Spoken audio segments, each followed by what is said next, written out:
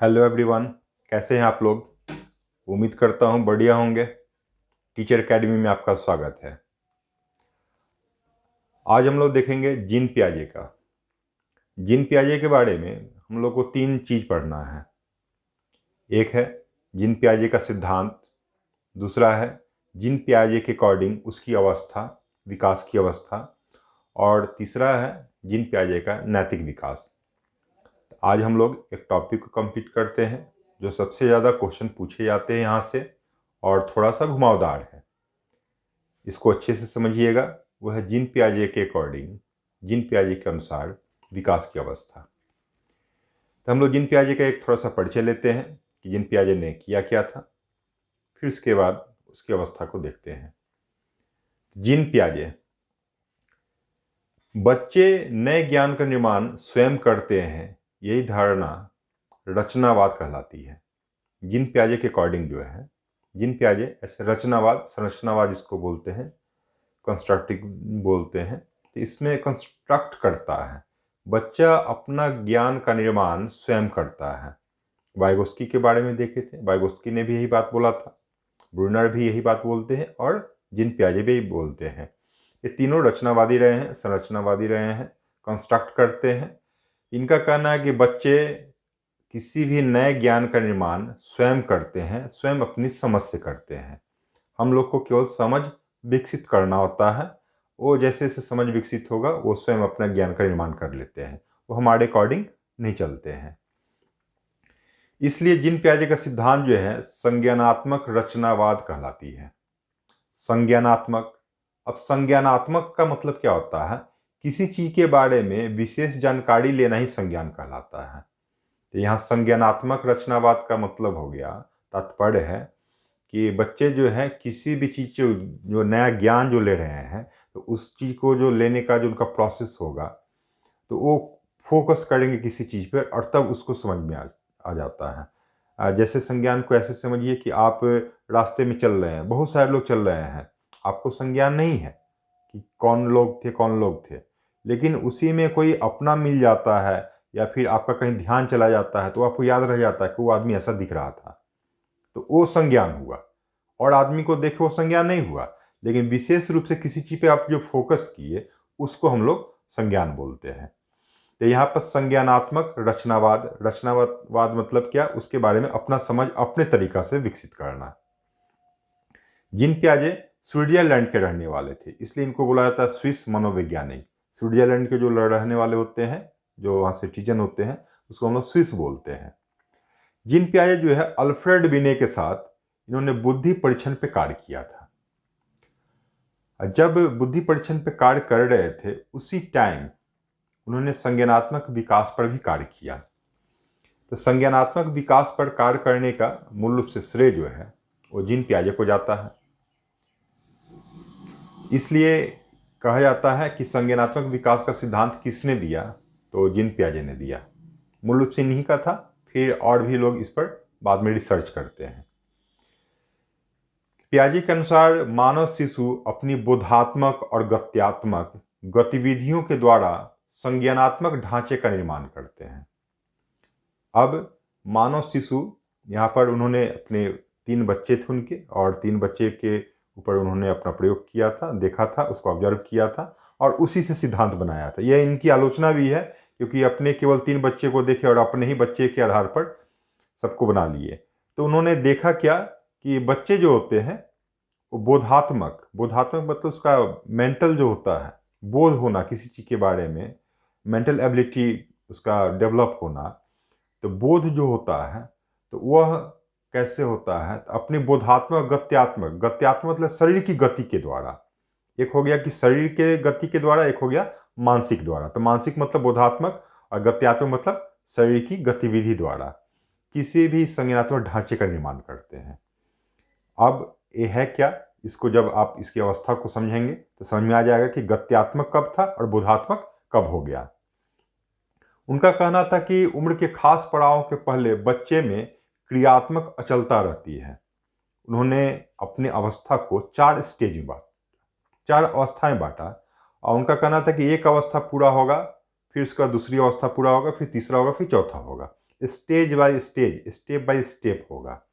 तो उससे पहले अचलता रहेगी, जब तक उस स्टेज में नहीं आ जाएगा तब तक उसमें अचलता रहती है। इसलिए इनका सिद्धांत जो है थोड़ा विखंडित सिद्धांत भी कहा जाता है। ये कंटिन्यूअस नहीं होके वो बीच में टूट जाता है, टूट इसमें माना जाता है। जैसे सीढ़ी देखेंगे ना, तो सीढ़ी में जैसे होता है ऐसे हुआ फिर ऐसे ऊपर ऊपर गया, तो उसी टाइप से इनका खंडित में आता है। अब इनकी अवस्था के बारे में हम लोग अध्ययन करते हैं। संज्ञानात्मक विकास की अवस्था में पहली अवस्था है संवेदीय पेशी अवस्था। और संवेदीय पेशी अवस्था, संवेदी पेशी अवस्था, सेंसरी मोटर स्टेज, सबसे पहले तो इसका हम लोग को नाम याद रखना होगा कि इसको संवेदीय या संवेदी पेशी अवस्था कहते हैं। इसको सेंसरी मोटर स्टेज बोलते हैं और इसका उम्र जो होता है 0 से 2 होता है। इसका नाम और उसका उम्र जरूर याद रखिएगा। अब इस स्टेज में होता क्या है, इस अवस्था में होता क्या है, इस चीज़ को हम लोग अब समझेंगे। इस अवस्था में बालक अपनी इंद्रियों यानी हमारी जो ज्ञान इंद्रियां जो होती है उसके द्वारा सेंस और गत्यात्मक कौशल द्वारा संचार की समझ विकसित करते हैं। अब संसार के बारे में, यहाँ पर संचार लिखा हुआ संसार है, वो संसार के बारे में जो समझ विकसित करता है वह अपने किस टाइप से करेगा, जो उसका सेंस ऑर्गन्स होता है उसके द्वारा करेगा, अपनी गति के द्वारा। वो किसी भी चीज़ को छुएगा, किसी चीज़ को पकड़ेगा, किसी चीज़ को सूंघेगा, देखेगा, सुनेगा, तब जाके करेगा। और डायरेक्ट मानसिक रूप से नहीं करता है, उसकी शरीर की गतिविधि प्रधान हो जाती है। इसलिए इसमें सेंसरी मोटर स्टेज को बोलते हैं। ध्यान में रखिएगा इस चीज़ को कि इसे पेशीय अवस्था इसलिए कहते हैं क्योंकि बालक जो है अपने शरीर की गतिविधि के माध्यम से ज़्यादा सीखता है। वो किसी भी चीज़ को करेगा तो अपने शरीर की गतिविधि के माध्यम से करेगा। प्रारंभ में बालक में प्रतिवर्ती क्रियाएं रहती है। प्रतिवर्ती क्रिया का मतलब क्या होता है कि किसी चीज़ को बार बार जो करते हैं हम लोग दोहराते हैं, उसी को प्रतिवर्ती क्रिया कहते हैं। जैसे चूसना, बच्चा किसी भी चीज़ को रखेगा, उंगली होगा, चूसेगा। आप कुछ भी दे दीजिए उसको चूसेगा, उसकी क्रिया होती है बार बार उसको दोहराने की क्रिया करता रहता है। धीरे धीरे जटिल संवेदीय पेशीय कार्य पैटर्न दिखाई देता है। मतलब शुरू में तो जनरल हुआ कि कुछ भी लिया चूसना शुरू कर दिया, लेकिन जैसे जैसे बड़ा होता जाता है तो जटिल पेशीय मीन्स क्या कि जैसे हो गया कि किसी चीज़ को पहले पूरे हाथ से पकड़ेगा, फिर धीरे धीरे एक हाथ से पकड़ेगा, फिर उसका उंगली का उपयोग करेगा। तो इसी को हम लोग बोलते हैं जटिल पेशीय कार्य पैटर्न। मतलब पहले जो है वो एक समान क्रिया करता है, बाद में वो जटिल क्रिया मतलब थोड़ा सा सूक्ष्म कार्य करना शुरू कर देता है। और इसमें उसकी जो प्रवृत्ति होती है कि किसी भी चीज़ को अच्छे से समझे, इस चीज़ को समझे कि क्या है नहीं है, इसलिए करता क्या है, जैसे कोई बच्चा जो है किसी भी चीज़ को लेगा, ग्लास लेगा, खाली ग्लास लेगा, उसको गिराता है। तो बार बार ग्लास गिराता इसलिए है क्योंकि उससे जो ध्वनि उत्पन्न होती है, टन की आवाज़ जो होती है, उसको बहुत पसंद पड़ता है। एक कारण है कि बच्चा उस आवाज़ को सुनने के लिए, बार बार आवाज़ को सुनने के लिए बार बार ग्लास को नीचे पटक देगा। आप उसको नीचे से ऊपर उठा के देंगे, फिर वो पटक देगा। तो वो इसलिए पटकता है, ऐसे तोड़ने के लिए नहीं पटकता है, वो उसकी आवाज़ को बार बार सुनना उसको पसंद पड़ता है। उसकी संवेदी एक पेशी अवस्था हो ना, जो उसको हम बोलते हैं ईयर, कान। तो कान का जो है उसका बेनिफिट उठाता है, उसको थोड़ा सा और स्ट्रांग करने की कोशिश करता है। तो इसलिए वो किसी भी चीज़ को बार बार करने का कार्य करता है। इस अवस्था की सबसे बड़ी उपलब्धि जो होती है वस्तु अस्थायित्व की होती है। एक चीज ध्यान रखिएगा, 18 माह के पूर्व जो है वस्तु अस्थायित्व, ठीक है, वस्तु अस्थायित्व रहता है। अस्थायित्व का मतलब क्या होता है कि छोटे 18 माह के बच्चे, मतलब 1.5 साल के पहले के बच्चे जो होते हैं, और उसके सामने आप इस तरह से हाथ कर लेते हैं, बोलते हैं झा, तो जब हाथ कर लेते हैं तो लगता है बच्चा क्या कि ये गायब हो गया। वस्तु का अस्थायित्व है, मतलब वस्तु था वो गायब हो गया। लेकिन फिर बाद में जैसे आप हाथ को ओपन करते हैं तो आपका चेहरा देखता है, बोलते झा, तो उसको तो लगता है अच्छा ये तो यही है। तो स्टार्टिंग में जैसे आप हाथ को करते हैं तो वो लगता है कि सही में गायब हो गया, कौआ ले जा, मतलब उसको लगता है कि सही में कौआ ले गया, कोई ना कोई ले गया उसको, फिर नहीं खोजेगा। लेकिन 18 माह के बाद जो है वस्तु अस्थायित्व का गुण आने लगता है।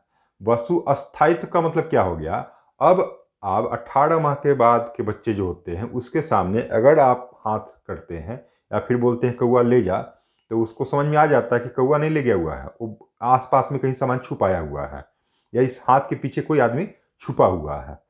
तो जो उस समझ में आ गया ना उसको कि हाँ इसके पीछे कोई छुपा हुआ है, उसी को हम लोग बोलते हैं अस्थायित्व। और जब ये समझ लिया कि नहीं गायब हो गया तो उसको बोल देंगे अस्थायित्व। ये दोनों में ध्यान में रखिएगा। 18 माह के पहले जो होगा तो बच्चे का गुण क्या होता है, वस्तु अस्थायित्व, मतलब वस्तु गायब हो गया।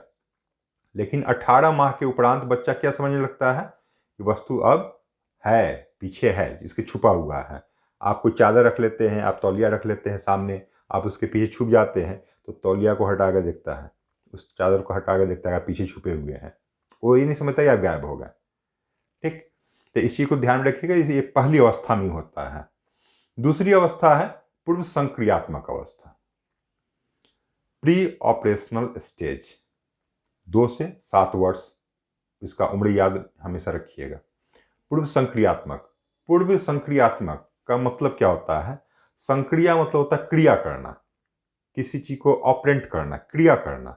अब पूर्व मतलब होता है कि क्रिया करने के पहले जिस स्टेज में हम लोग रहते हैं, मतलब थोड़ा सा हम लोग जो स्टार्टिंग बिगिनर जो होते हैं, छोटी छोटी चीज़ों को जो सीखते हैं, उसी को हम लोग बोलते हैं पूर्व संक्रियात्मक अवस्था।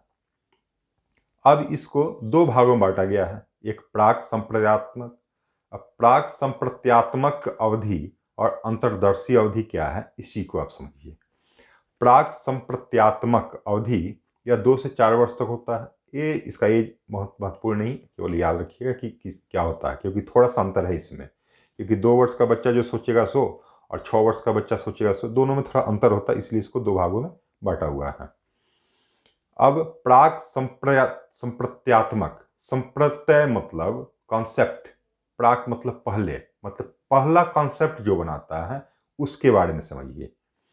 बच्चे 2 वर्ष के हो जाते हैं। अब इस टाइम में वो भाषा का प्रयोग करना शुरू कर देता है, उसके पास से वर्ड स्टॉक होता है, भाषा को समझना और बोलना दोनों शुरू कर देगा।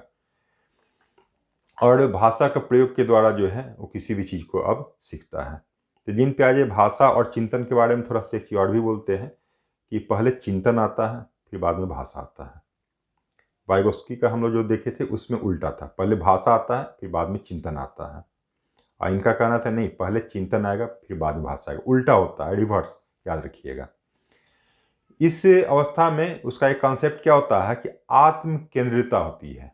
आत्म केंद्रिता, आत्म केंद्रिता का तात्पर्य क्या होता है, उसका अपना एक दृष्टिकोण होता है, बच्चे का अपना एक मानना होता है कि ये सूरज जो है यहाँ से ऐसे से चल रहे हैं। जब हम बस पे चलते हैं तो सूरज भी मेरे साथ वो भी चल रहा है। जब दिन के टाइम में आप बस पे रहते हैं तो देखते हैं कि जैसे जैसे आप जाते हैं सूरज भी आपके साथ जाता है, तो उसको लगता है कि ये भी आदमी चल रहा है। उसका एक अपना कॉन्सेप्ट होता है किसी चीज़ के बारे में, वो अधूरा ही होता है, सही नहीं होता है, लेकिन उसको वो पूरा मानता है। इसको बोलते हैं आत्मकेंद्रिता। मतलब जो चीज़ नहीं भी है उसके बारे में भी आप मान लेते हैं कि ये होता है, तो इसको हम लोग बोलेंगे आत्मकेंद्रिता। फिर इसका दूसरा कॉन्सेप्ट क्या होता है कि उसमें जीववाद की भावना होती है। जीववाद का तात्पर्य होता है कि सभी निर्जीव को सजीव मान लेता है।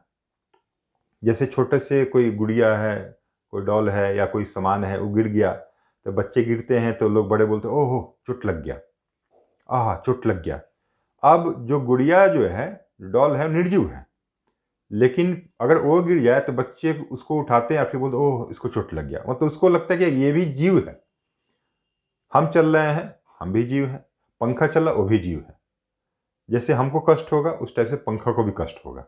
मतलब जो भी चीज़ है सब जीव है, निर्जीव नहीं मानता किसी को। मतलब निर्जीव वस्तु को भी सजीव मानने लगता है, इसी को जीववाद कहते हैं। तो आत्मकेंद्रिता में ध्यान रखिएगा, अपना एक कॉन्सेप्ट बना लेता है, चाहे गलत हो कोई बात नहीं है, उसी को मानेगा वो। जीववाद में क्या होता है, सभी निर्जीव को सजीव मान लेता है।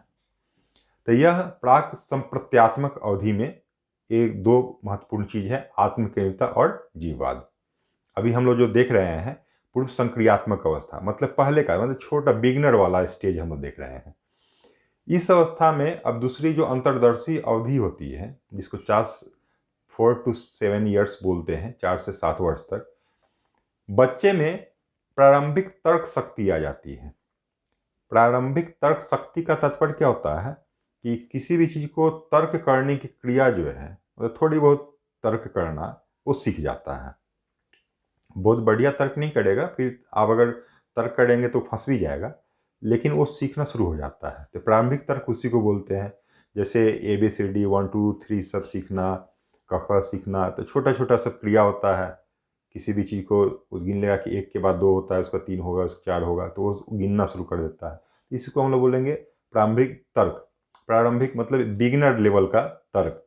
पियाजे ने इस अंतर्दर्शी अवधि इसलिए कहा क्योंकि बच्चे इस अवधि में अपनी समझ ज्ञान के बारे में पूर्णतः जानते हैं। अब जो है चूंकि तर्क विकसित हो चुका है, तो बच्चे किसी भी चीज़ के बारे में मतलब एलिमेंट्री लेवल का, बहुत हार्ड लेवल का नहीं, एलिमेंट्री लेवल का कोई भी चीज़ जो है उसके बारे में जानने लगता है। यही कारण है कि इसको अंतर्दर्शी मतलब खुद उसका ज्ञान एक विकसित हो जाता है, अंतर्दर्शन उसका शुरू हो जाता है। किंतु उनमें तर्क संगत चिंतन नहीं होता है, मतलब सीक्वेंस नहीं होता है। एक होता है ना कि जैसे फिल्म देखेंगे बच्चे, तो फिल्म देखेंगे तो उसको फिल्म का कहानी याद होगा। फिल्म में एक हीरो था, एक हीरोइन थी, ठीक है, फिर फिल्म में झगड़ा होता है, शादी होती है, फिर डेथ हो जाता है। तो अब उससे जब बच्चे से सीखने आप सुनने के लिए जाएंगे कि हाँ क्या हुआ था, तो बोलेगा कि हीरो था, हीरोइन थी, मर गया, फिर शादी हो गई उसकी। मतलब उसको ये नहीं पता कि पहले आदमी मरेगा कि पहले शादी होगी, पहले मर गया तो शादी कैसे होगी। तो वो सीक्वेंस नहीं रहता है, उसको याद रहता है, उसके बारे में पता रहता है, लेकिन सीक्वेंस नहीं रहता है। ये ध्यान में रखिएगा इस चीज में। कुछ अमूर्त संप्रत्यय का निर्माण होने लगता है। अब एक चीज यहाँ पर और ध्यान देने वाली चीज है कि एक होता है मूर्त संप्रत्यय, एक होता है अमूर्त संप्रत्यय। मूर्त मूर्त मतलब होता है जो सामने है, जिसको हम लोग देख सकते हैं, उसको हम लोग मूर्त बोलते हैं। अमूर्त का मतलब होता है कल्पना करना, जो सामने नहीं है, जिसको हम लोग देख नहीं सकते हैं, लेकिन उसके बारे में चिंतन कर सकते हैं, ऐसा होता है। तो वही अमूर्त संप्रत्यय, मतलब कुछ कुछ एलिमेंट्री स्टेज में ही उसको ये भी पता होने लगता है कि कुछ ऐसा भी चीज़ होता है। वो थोड़ा कल्पना जगत में विचरण करना शुरू कर देता है। लेकिन मूर्त संक्रियात्मक अवस्था, तीसरी अवस्था जिसको हम लोग बोलते हैं, इस अवस्था में क्या होता है, इसी को हम लोग देखिए। Concrete operational. अब अब्स्ट्रैक्ट नहीं है, कंक्रीट है, इसके बाद अब्स्ट्रैक्ट होगा, ठीक। मतलब पहले मूर्त होगा, उसके बाद अमूर्त होगा। तो तार्किक चिंतन होने लगता है। अब उसका जो तर्क होगा, जो हम लोग देख रहे थे कि सीक्वेंस में नहीं होता है, अब सीक्वेंस में होना शुरू हो जाएगा। कुछ बच्चों में सामान्यीकरण की प्रवृत्ति आने लगती है। सामान्यीकरण मीन्स क्या होता है कि एक चीज़ देखें, दूसरा चीज़ देखें, तीसरा चीज़ देखें, सेम टू सेम देख रहे हैं तो समझ जाएगा कि चौथा चीज़ भी उसी टाइप से होगा। इसको हम लोग बोलते हैं जनरलाइजेशन बोलते हैं।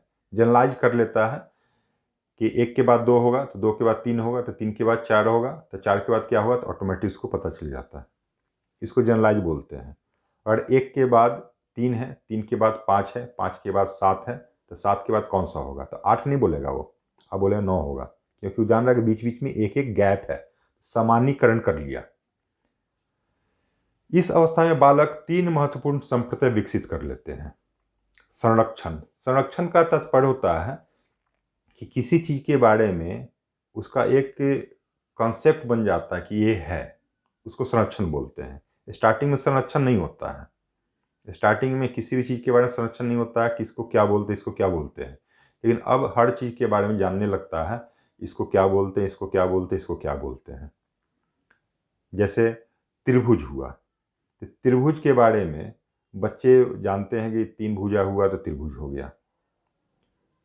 संबंध में उसमें ये भी जान जाएंगे त्रिभुज हुआ तो ये समकोण त्रिभुज है कि कौन सा त्रिभुज है, या समबाहु है, विषमबाहु है, सब उसके बारे में जान जाता है। मतलब त्रिभुज भी है और त्रिभुज के अलग अलग प्रकार भी हैं।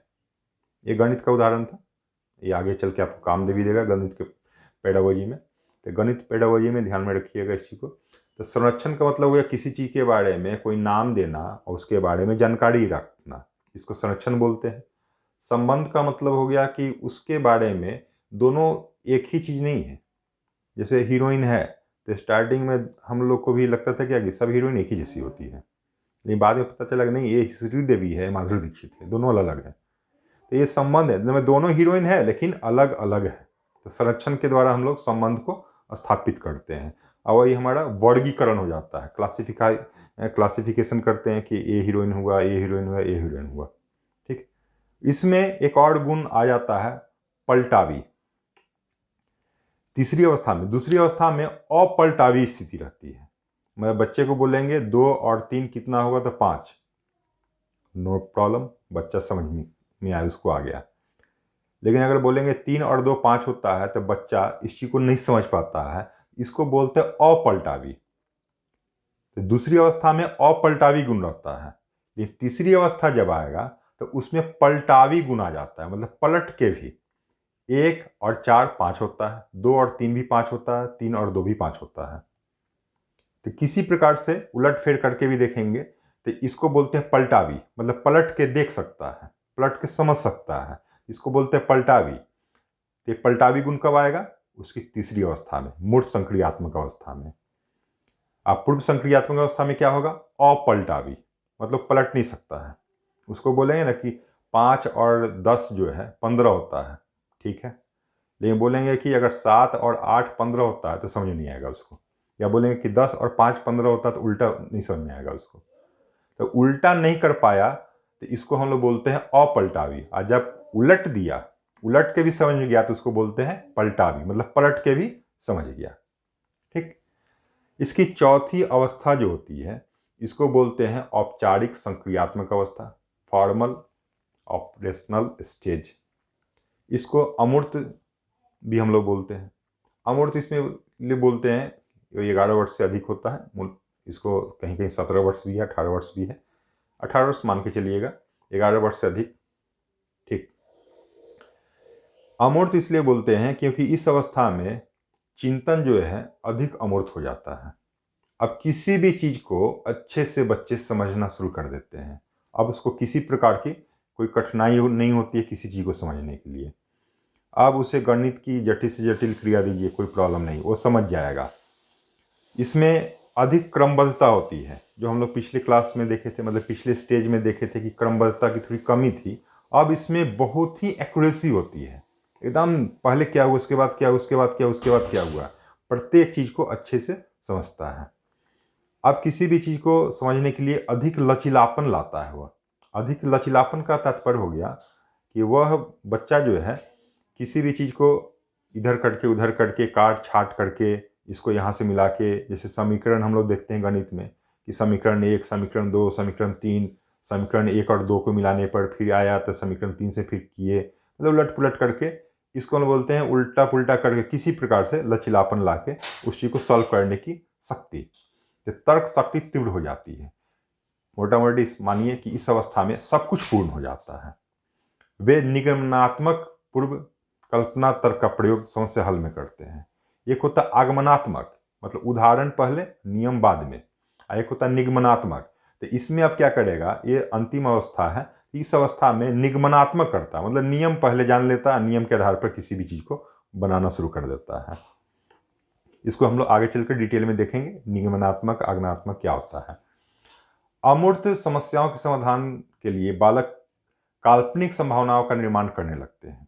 बच्चा जो है अब किसी भी चीज़ के बारे में कोई कल्पना करना, कोई अमूर्त चीज़ है उसके बारे में सोचना, वो हर चीज़ के बारे में करना शुरू कर देता है। उनका परीक्षण करने लगते हैं और तब सामान्यीकरण के द्वारा निर्णय निकालते हैं। सामान्यीकरण बताएं, जनरलाइजेशन, कि ऐसा होगा, ऐसा होगा तो ऐसा हो सकता है। जैसे आप लोग रीजनिंग देखते होंगे, तो रीजनिंग क्या होता है, उसमें रीजन होता है, तो रीजन करके हम लोग उसका जनरलाइज कर लेते हैं कि ये रीजन है तो फिर अगला रीजन ये होगा, ठीक। प्रत्यावर्तन की धारणा आने लगती है, अर्थात आत्म संप्रति का निर्माण होने लगता है, मतलब किसी भी चीज़ के बारे में फुली कॉन्सेप्ट उसका विकसित हो जाता है। उसका सेल्फ जो है एक एक कंस्ट्रक्ट जो करना चाह रहा था वो पूरा हो जाता है, और किसी भी चीज़ के बारे में अच्छे से समझना शुरू कर देता है। अभिसारी एवं अपसारी चिंतन एक साथ आ जाती है, मतलब अपसार अभिसार जो हम लोग बोलते हैं इसको सृजनशीलता, तो सृजनशीलता का इसमें प्रकाष्ठा हो जाती है। इस पूरे अवस्था में एक चीज़ आप लोग ध्यान रखिएगा कि कोई चीज़ जब शुरू होगा ना तो एक अवस्था पहले शुरू होगा, ध्यान में रखिएगा। जैसे औपचारिक संक्रियात्मक, जिसको अमूर्त भी बोलते हैं, तो अमूर्त वाला कहाँ शुरू होगा, वो अमूर्त वाला चौथा में शुरू नहीं होगा, वो होगा तीसरा में। तीसरा वाला मूर्त है, तो मूर्त कहाँ से शुरू होगा, तो होगा पूर्व वाला में। पूर्व वाला कहाँ शुरू होगा, तो फिर मोटर स्टेज में होगा। तब एक अवस्था जब शुरू करने की बात होगी तो एक अवस्था पीछे चले जाइएगा, अब पूर्ण होने की बात होगी तो उस अवस्था में जाके वह पूर्ण हो जाएगा। और ये हमारा जो जिन प्याजे का एक सीक्वेंस था कि एक सीक्वेंस के बाद दूसरा होगा, फिर दूसरे का तीसरा होगा, तीसरे का चौथा होगा। जैसे जैसे बच्चे का वृद्धि विकास होता जाता है, जैसे जैसे इसमें मैच्योरिटी आती जाती है, मैच्योरेशन आती जाती है, परिपक्वता आती जाती है, तभी बच्चा सीखेगा। जिन प्याजे का अवस्था का डिवाइड करने के पीछे यही रीज़न था कि ऐसा नहीं है कि कोई बच्चा जो है डायरेक्ट चौथी अवस्था को सीख लेगा। वो जब तक उसकी मांसपेशियाँ उसका पूर्ण रूप से वृद्धि नहीं हो जाता है, मैच्योरेशन नहीं आ जाता है, तब तक नहीं सीखेगा। तो इनका एक जैविकीय आधार रहा है जिन प्याजे का, इसकी अवस्था को बांटने का जैविकीय आधार रहा है। ये सब पॉइंट उसमें नहीं लिखा हुआ, जो बोल रहे हैं उस चीज़ को आप लोग नोट कर लीजिएगा। और इस प्रकार से हम लोग जिन प्याजे के बारे में देखें कि जिन प्याजे क्या थे, कहाँ थे, क्या उनका अवस्था है, उनके सिद्धांत का नाम क्या है। अगली क्लास में मिलते हैं जिन प्याजे के कुछ और कॉन्सेप्ट के साथ। तब तक जय हिंद।